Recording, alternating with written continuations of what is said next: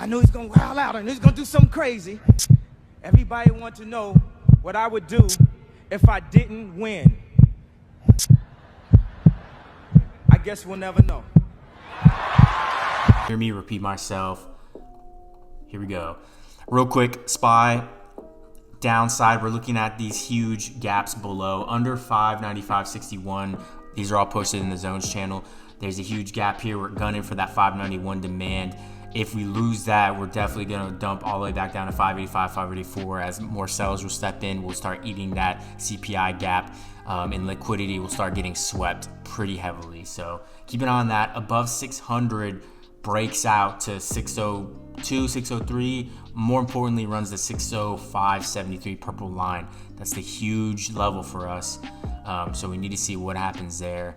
QQQ under 519 up here, under 519.62, drops back down to 517, 516. More than likely comes all the way down to 512 area, just because this right here, we see that huge push up.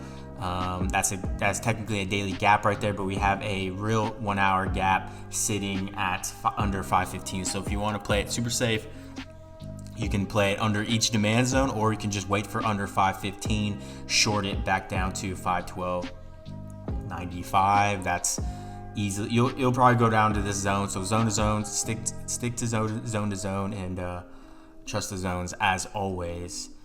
They'll guide you in the right place. So should be a very easy setup, and then I'll go over the Amazon high conviction as well. Like I said, we're seeing it bull flag pretty hard here. Bull flagging just under kind of all-time high supply zones here.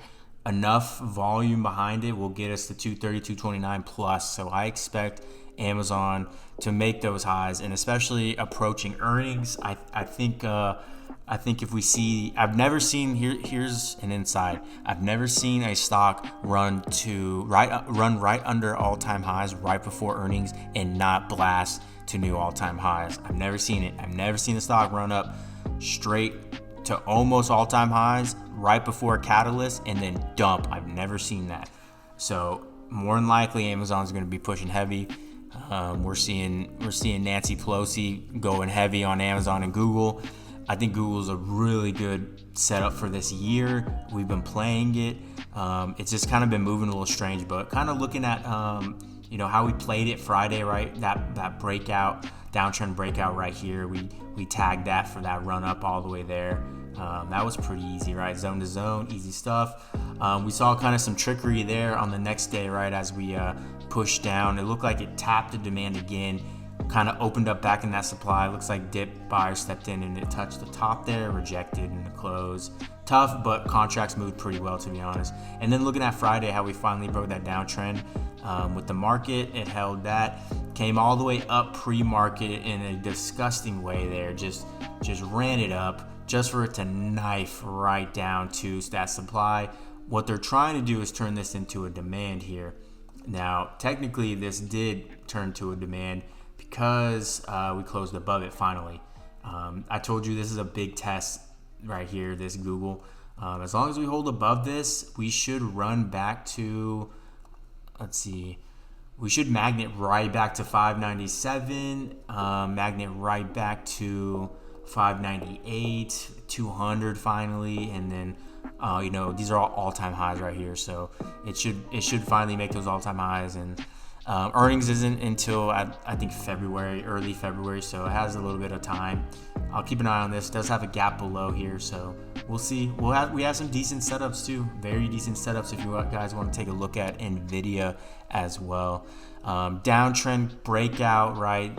Wednesday, Thursday, Friday we're bull flagging here into the supply. Now, I like the setup. I just don't like how much it's been getting kind of beat down lately. Like there's not enough volume behind it. It's been on some Apple kind of energy, and I don't really like that. Now, what I do like is this gap down here, and we're kind of used to this, right, team? We took that Nvidia puts under the 135, dropped it to 133, and as you can see, it was Thursday, right? We took that play right here. And so we're used to those levels right there. So that's another setup going into tomorrow. I'll keep an eye on that. If there's downside, that'll definitely trigger under 135. Drops right down to at least 133, 134 area. We can make a little bit of money. I mean, that's a guarantee right there, but not a guarantee, big bag, but you're gonna make a little something, get the P&L, right? So keep an eye on that as well. But few good setups going into this week.